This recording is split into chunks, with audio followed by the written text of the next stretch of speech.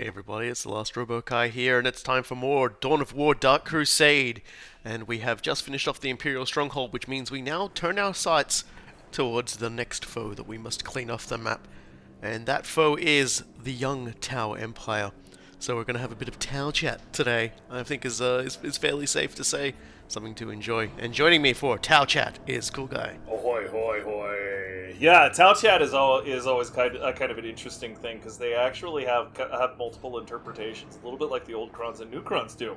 So we will have multiple stories to tell from multiple different storytellers, and that's always exciting. Yeah, and there'll also just be like one little final thing of Traz and chat, because I feel like I want to round Traz and chat off, so we'll start with that. So let's get stuck straight in.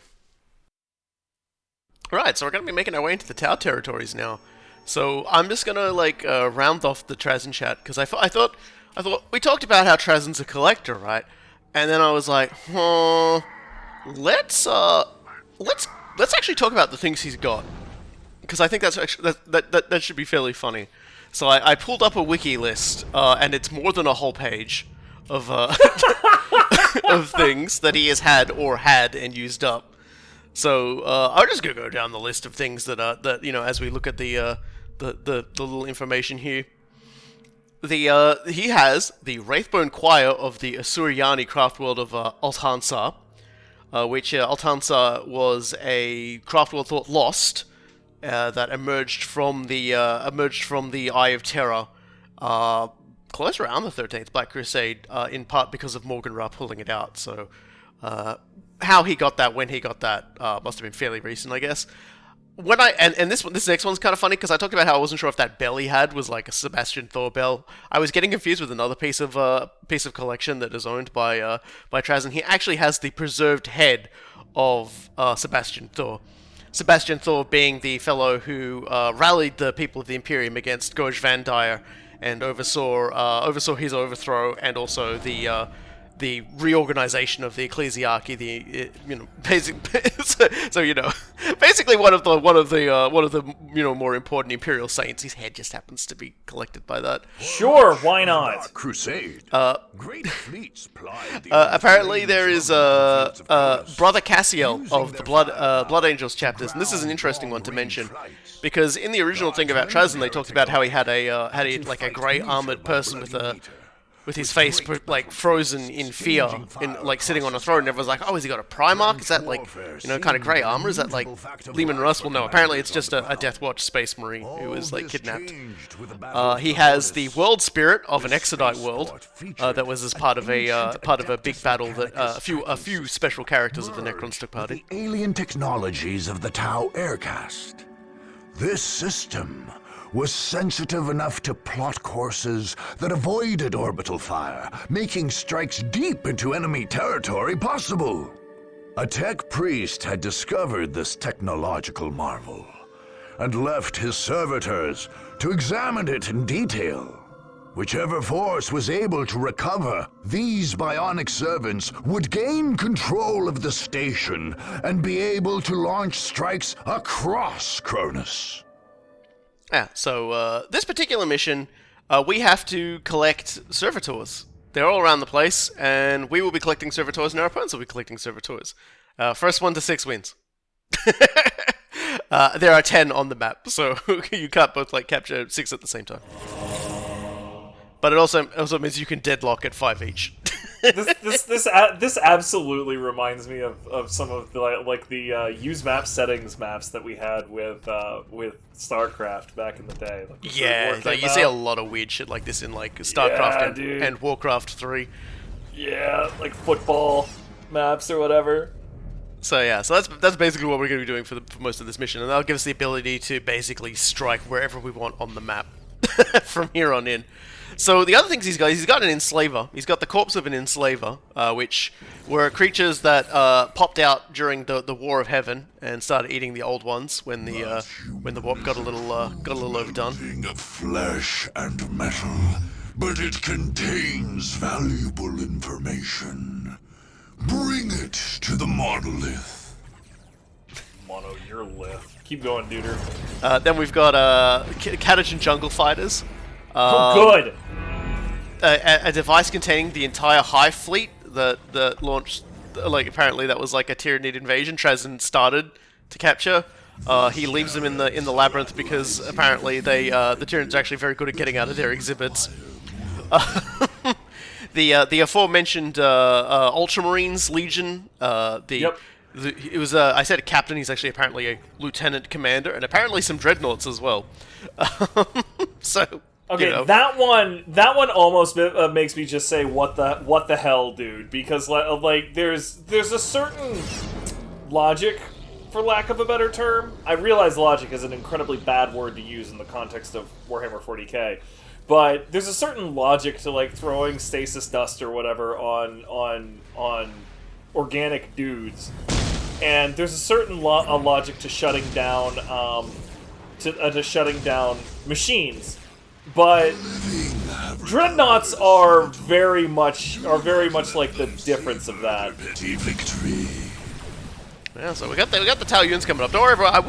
I will actually be doing a video as the Tau, so I'll explain most of their crazy units when we get there. Chewing through, we've got at least one member of the Oedipus Custodes, the regiments of the Vestroyan Firstborns, some of the Tanith regiments, which is interesting because Tanith, of course, was a world where, upon their first raising of regiments, Chaos Invasion destroyed the entire planet. Right. And the only known force were the first and only, who were put under the command of Commissar Gaunt. Great set of books, by the way. Yeah, Gaunt's Ghosts are a fantastic thing of Beautiful. books. But apparently some of the Tanith, some other ones are still, in Solomon's, the Tomb World of him. The Lord Castellan of Cadia, obviously, at the end. Yeah. The Puritan Inquisitor, Katarina Greyfax, who was the aforementioned Inquisitor. Apparently, the reason why she didn't actually shoot him is that he had attached mind shackle scarabs. I'd forgotten he had those.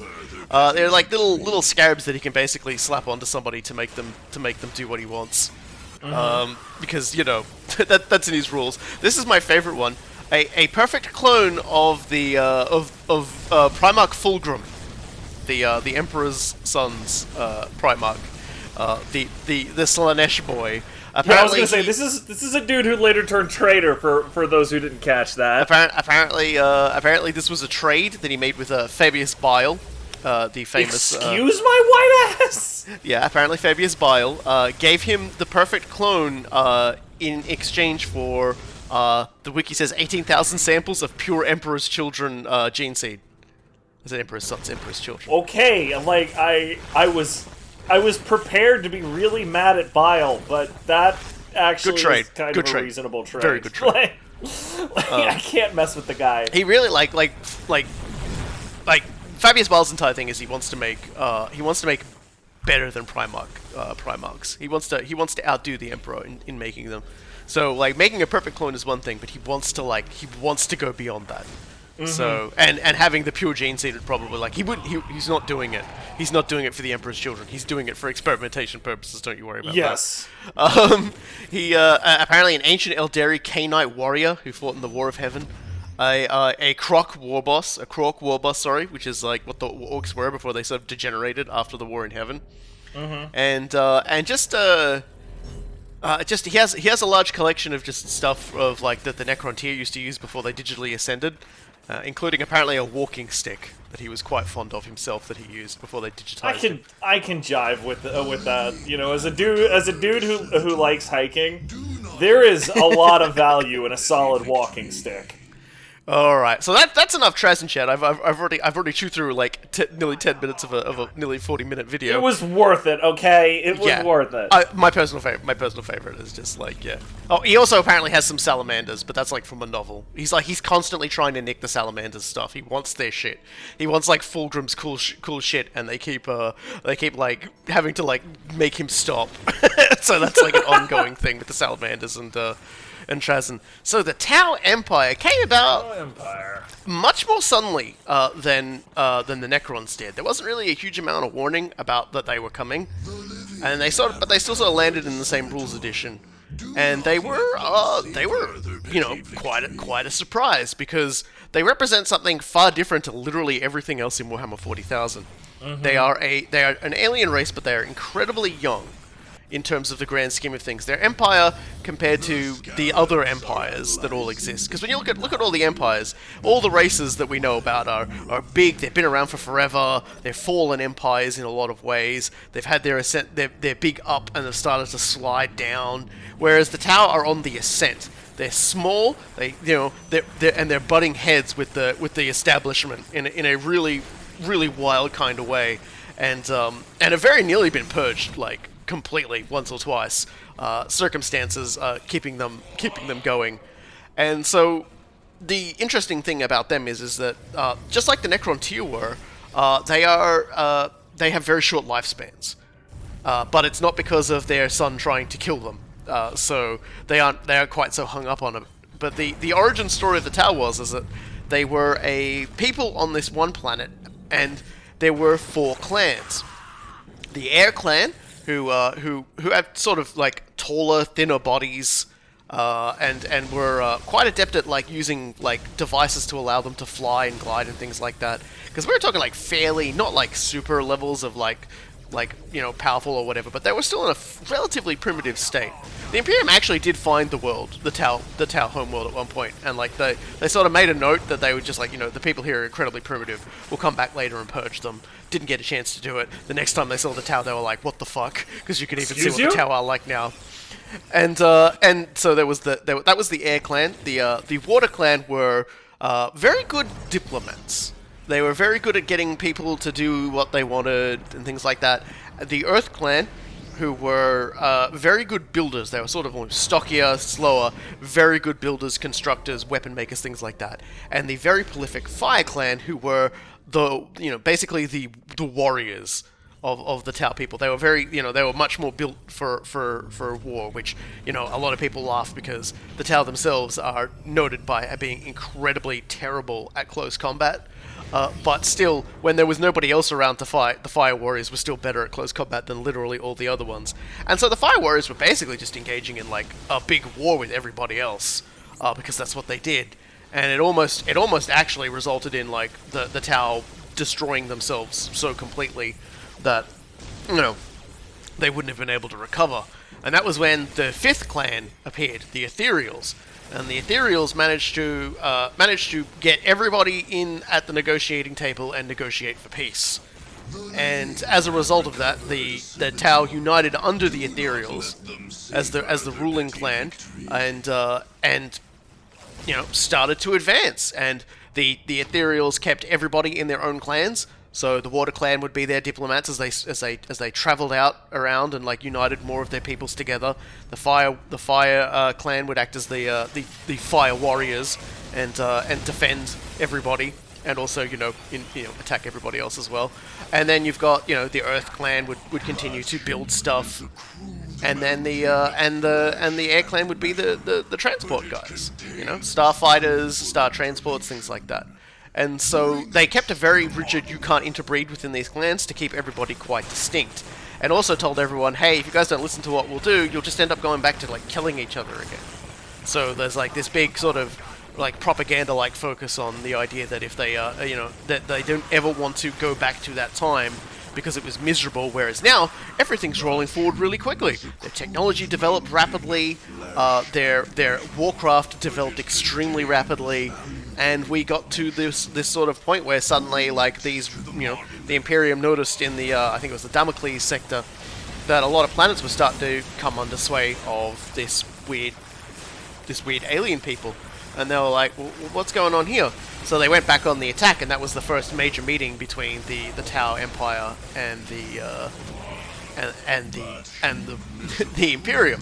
And they also discovered at this point that in the build-up to this, the Tau had come into contact with a few other lesser alien species and more or less absorbed them into their empire in a few ways. Primary among this are the Kroot, who you may have seen. They're sort of like the more tribal-looking kind of beaked aliens that like to jump around and stab people with fairly like primitive rifles with like stabby things on the end. And the thing about the Kroot are they're highly evolutionary. They eat something, they can take the traits of it immediately. Which is kind of weird. And we also saw the Vespas, who were a sort of a strange flying insectoid people that the Tau managed to quotation mark negotiate into the Empire, because the Ethereals are highly dodgy.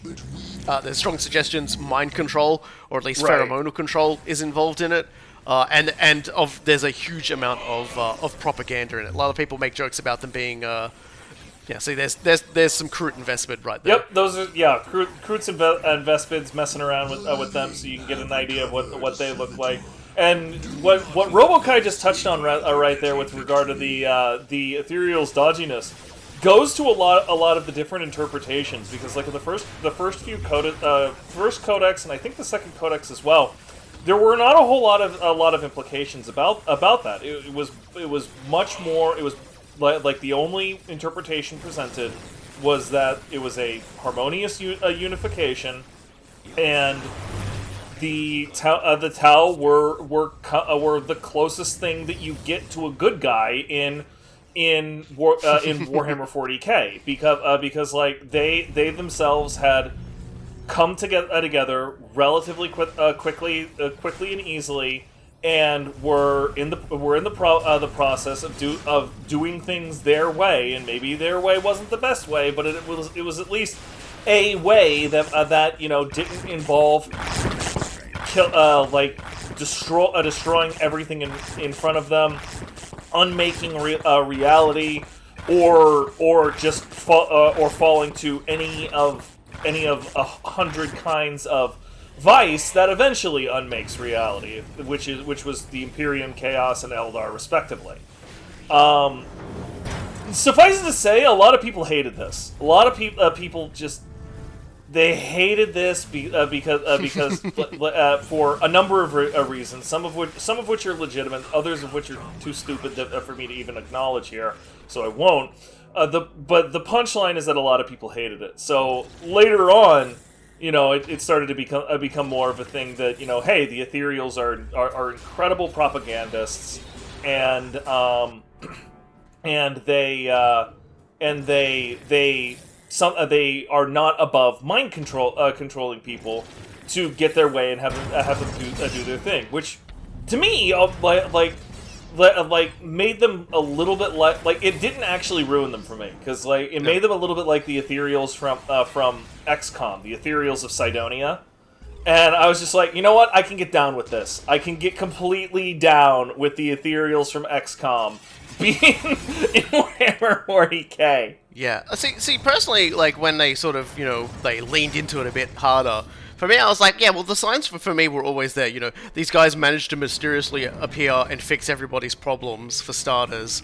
There had been a few, side things that sort of noted that there was, something abnormal about the Ethereals as well, which suggested that they might have been created solely to work in that manner. But at the same time, it's entirely possible they may have also created themselves. And so you get that sort of idea.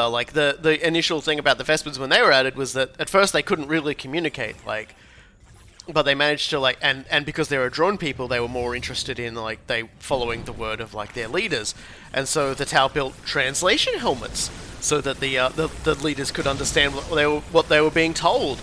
And straight after the translation helmets popped on, the Vespas are suddenly very interested in allying and working together. So, these were things that were sort of there, and I think a lot of people who might have been upset that they were two good guys were missing a lot of, hidden subtext. So I think what happened was Games Workshop, now that they had established the baseline Tau, then started to expand it, so being yes, here you go.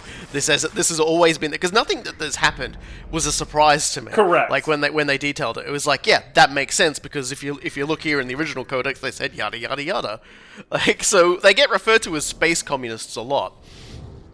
Primarily because of this idea of unification and everything like that. And their ideology is literally called the greater good. Their ideology is the greater good. That ideology, that name, which came out, that was in almost the first paragraph introducing the Tau in the first codex.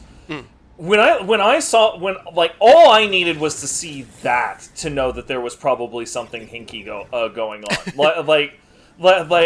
Sure, okay, we're dealing with a lot of alien civilizations and so on and so forth. Okay, I get it. All right. But as a human, writing for other humans, you don't use those words unless you're saying, "Hey, there's a cost, but it's all for a good cause." Like, you just don't do it. Yeah. So, yeah. So, like, it's always there. And so with the Tau, it really does come across as a case it's more as, like, the leadership of the Tau are the super dodgy ones in a lot of ways, but all of the people are, like, very strong, firm believers. So you could argue, perhaps, the Tau people themselves are still what you might call the hopeful, optimistic good guys of the setting, but their leadership certainly isn't. You can make the same argument about the Imperial Guard. Yeah, but, definitely I true don't as feel well. like that flies very far either, frankly. Well, like, it is interesting because like there are a lot of like things we could talk about, which we'll probably save for like the Stronghold, because we're doing the Tau Stronghold next. But It contains valuable. the interesting thing about, in terms of gameplay for the Tau on the tabletop and in Dawn of War here as well, is that they are a very much a range supremacy army. They have a large collection of really effective options for just fighting at range. The Kroot are there to sort of help shore up your lines, because obviously if you just only had good shooty people, the second like a Tyranid force hit your lines, you would lose the game. Right. You want to have something that can fight back. Don't get it twisted, though. The Kroot are mostly a blocking force. Yeah. The Kroot, for the record as well, were a space mercenary people that were more or less uncovered by the Tau when the Kroot were in the midst of fighting the Orcs. And so the Tau's first real experience fighting was fighting Orcs as part of their expansions. And so they are, very prominent at that sort of thing, and so they learned the very hard way that shooting lines don't work so good without a good. And so the Kroot do complement them fairly well, but as you can see, they've got stealth technology, they've got jump packs, and most notable of all, aside from their grav technology, they also have drones. They've got very good drone AI technology. And they've got mech battle suits, which is the coolest thing. Yeah, the Tau are, in a lot of ways, an amalgamation of a lot of different, like, sort of like Asian sci-fi themes that you'll often see in, like, different cyberpunks and things like that. Like, you'll often see people have, like, the cool techno-looking sort of, like, version of the straw hat sort of thing that's, like, almost the like... shade cone, yeah. Yeah, that's like omnipresent in like every single like sci-fi, cyberpunk, whatever depiction of like an Asian country. You'll always see someone who's got that fucking hat, and no longer made of like straw or grass or whatever. It's turned into like fucking. It's turned into like this big sort of like plastic sheet with like stickers or like weird designs. And the Tau have that as well. They definitely do. Like one of the stupid things that I was referencing earlier, and now I feel like I'm forced to bring it up, is that a lot of the dumber people, and if you said this at the time, I am literally bloody talking to you, and I will not apologize. They were just like, oh, they're space weeaboos, so clearly Games Workshop loves them. I am talking to you, that person that said that. You are dumb, and you should stop thinking that your opinions are valid. You are dumb. I appreciate the mechs of the Tau a lot, because mechs are amazing. Their design sort of harkens back to a lot more of like the mid '80s kind of mechs in a lot of ways. Like even the coloration of the basic coloration of the Tau reminds me of the basic heavy metals from Elgine. Yep. But then like their helmets remind me of like some of the stuff from Appleseed. Our purge continues. Yay! Now we can just go wherever we want, and blow everybody up. Which I'm assuming I'm going to show off next, by possibly, because now we can basically attack anywhere twice a turn. Yep. And the narrator will explain that. Whoa! Any second now. Any second. I think I got to click on a thing, and then he's going to like yell at me. You have conquered Pavonis and gained the Spaceport special ability. The Spaceport allows you to move your army around the campaign map much more freely. Instead of moving to or attacking only adjacent provinces, you can move to or attack almost any province on the map. The Spaceport does not allow you to attack a distant stronghold, however. To attack an enemy stronghold, you still have to do so from a neighboring province. So we're going to need to get ourselves right next to them, which would basically mean Region 5 or Region 7. Because Region 5, Region 5 incorporates the enemy. What's its commander? That's what the word is. But you know, like that's not enough. Like it's probably still worth hitting the 5. Or you could do the 6. That's the other way of looking at it. But that's the freaking province that Gorguts has been hitting since the beginning of the bloody game. No one's and made he still can't crack it. Nobody's made any progress except me. This is embarrassing. Like, this is honestly, the weirdest game, but at the same time, I was really thankful this happened because what that meant was I was able to fight all the strongholds. I was really worried because sometimes like a faction can knock another faction out of the game. Like it's rare, but it has happened. I've watched it happen before, and I was that means I would have to like load up another game and try and run it in a different direction, and I was gonna have to play way too many games of this. I did have to do that anyway to record the Chaos Stronghold, but we got. But thankfully the game was kind enough to just let me have a go. So yeah, so there's a lot of different sort of like sci-fi Asia cultural themes seeded throughout the Tau in all different directions. But I'm very fond of their mecha design, and it's so good. Yeah, and it like eventually they finally like when the scale of like the tabletop for Warhammer 40,000 started to scale up, they did give them a very large mech as well. So I was very happy about that. It's just like give me a goddamn giant mech or I'm gonna cry. Well, particularly with the aesthetic that you're referring to, like they're big, they're blocky, and the reason why I've always loved that is because they're modular. Like that was one of the big reasons and one of the thoughts that went into like the Elgheim heavy metals and a lot of the other mechas that came out in the 80s was that look, if we're going to make these what amount to new tank replacements, right? We are like what we're going to want is something that's more modular than the current tank. Otherwise, we would just keep using the current tanks. Yeah. And they basically just looked at current tanks and the American M1 Abrams is a perfect example of this, in that they largely use a lot of very blocky modular systems unless there is a very specific reason to do so. In the Abrams' situation, usually they do it basically to deflect shape charge attacks, and like other sort of like RPGs and stuff like that, right? Which is and that's totally fine, but beyond that, it's a pretty blocky machine, and what little we do know of the inner workings, because obviously like the general plans of the Abrams are a very closely held American defense secret, is that a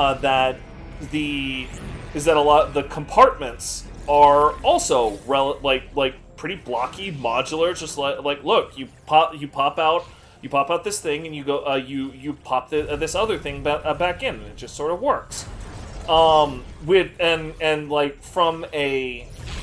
as an aesthetic for a very quickly evolving species or race like the Tau, like it's perfect, and it threads through so many of their battle suits, and it explains how they can adapt so quickly and give so many different ancient races so many problems. It's a wonderful bit of integrated storytelling that I genuinely love. Yeah, and it's I'll whip out the Tau, because of course I have the first Tau Codex. We'll whip that out because for the Stronghold, because it's very good for explaining the Tau methodology of war, which does translate over into some of the options that you have available in Dark Crusade. They've done a very good job of realizing the sort of quirk of the Tau war machine and their philosophy of war, and I will save that for the next video as well, because it actually ties into the commander of the Tau for this thing. You do you there, Vespid. What are you doing there? This, by the way, is cheating. I'm just going to say this now. The Tau can't actually lay down turrets like this. These are all listening post turrets that just get spawned en masse. This is actually physically impossible, and I'm actually like, every time I see this, I'm kind of a little bit mad about it, because it's like, this is... this is illegal? This is, like, very illegal. Just watch what happens when he blows up these. I bet you dollars to donuts. Yeah, there's nothing underneath it. How surprising! Yeah, like, the very first time I played Dawn of War Dark Crusade, I think I did it as the Space Marines, and I was like, what the fuck? Why are these all listening posts? You can see the one with the flag. That's the actual point. That's the actual point. And then when I played as them, I was like, well, hold on a second. I can't even build turrets. I can't even build like listening posts off of this. What's going on here? This is one of the principles of AI actor design that people kind of always suspected, but they really proved with actually with Civilization 3 and its brother publication called The Power, is that it's totally fine for the AI to cheat, completely fine, but the player can't have their kayfabe broken. Yeah, they can't know. Yeah, like you can't do something obvious like that, or just the player just immediately calls bullshit. And they will generally not forgive you for that.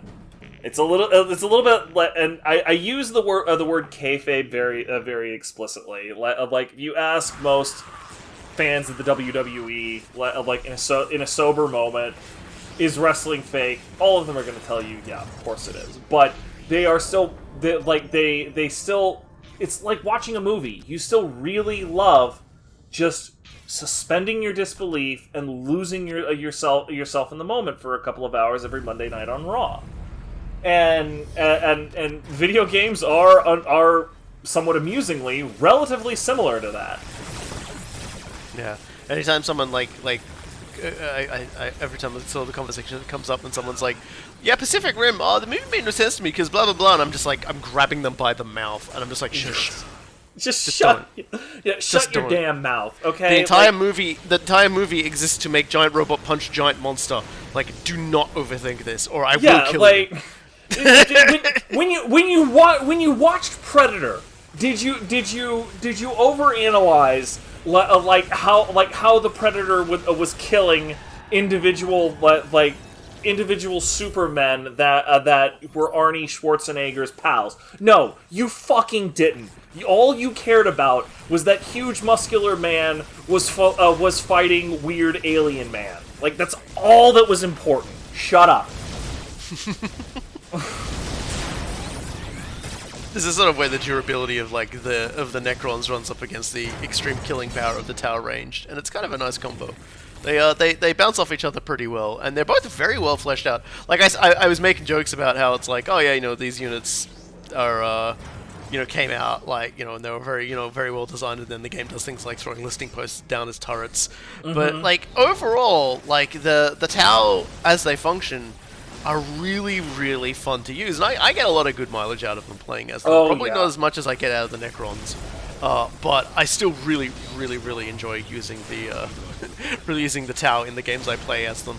I don't like to harass people using stealth squads. I like to turn off their capacity to shoot at people and just follow everyone around the battlefield. The Tau were actually my second most favorite race in my college skirmish games with my roommates and buddies.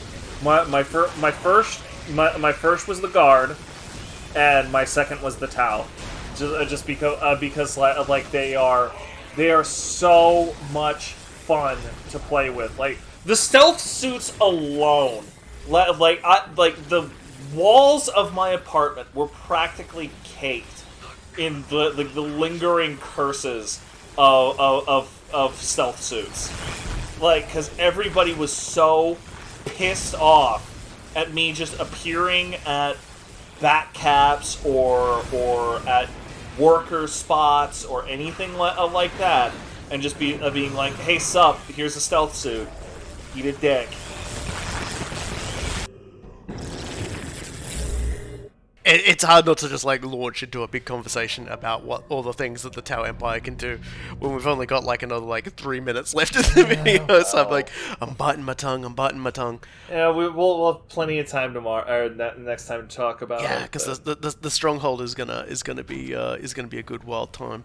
The stronghold is unfortunately a perfect example of how the Tau fight, and and it is so one of the much. It is one of the most involved strongholds in Oh the game. god, Like it is. Like I think the Necrons are the other most involved. So it's like.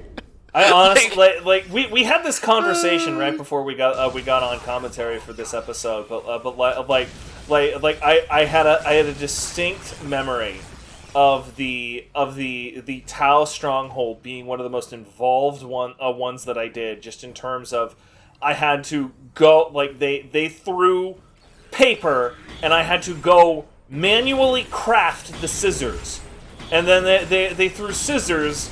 And I had to go like specifically wet the rock to get around every single little piece of their bullshit. And like I had a distinct memory of this, but I couldn't remember everything they did because there was so much crap that they threw at me. Indeed, it's worth noting as well. One of the big technologies that in terms of weaponry that the Tau are very good at using is railgun technology, which isn't something you see terribly much with any of the other races. They don't. There's not really. No one's ever really sort of done that. Like the closest thing I can think of is how the way that certain Tyranid and Eldar weapons will projectile their weapons. Shuriken catapults use a sort of like agitation to slingshot their shots out. So they're like tiny little railguns for throwing sort ninja of. stars. Like, so to what speak. are they agitating though? They're agitating like photons or some shit. No. I have no idea. Like I don't even know what the hell Shuriken catapults are even agitating forward. Yeah, I think it's basically they're just like carving off pieces of like a wraithbone, like just basically just like a wraithbone clip. That so sounds it's just more like right than wrong. yeah, and so it's like a 3D printer for ninja stars basically. That they just jam in and just start spitting out God, everywhere. I love that. Whereas when I talk about the like the Tyranid equivalent, that's actually like a creature like just projectile vomiting. Oh dear, gotta put some more Tau heads in there. But yeah, that'll be it for now. That was a relatively short one because obviously next time we invade the Tau stronghold, and it's gonna be an interesting ride. And throughout it, we're gonna talk about I'm gonna pull out the codex and we're gonna have Tau chat because we're gonna be talking about the very fundamentals of how the Tau wage war, how that translates into Dark Crusade gameplay. And we're also going to talk about the commander in charge and how he relates to that. These are three very interesting topics because it's the very foundation of how the Tau fight. And they're going to be giving us a very brutal demonstration of it because, yes, they have the high ground. I'm just gonna go like with how the campaign map is going out. I'm just gonna go ahead and bloody say it. It's a good thing that we have so much to say and we're so interesting because the freaking game is not giving us anything to work with. Well, it'll give us plenty to work with next time. So, I've been the Last Robo Kai. And I have been Cool Guy. And we'll see you all next time at the Tau Stronghold.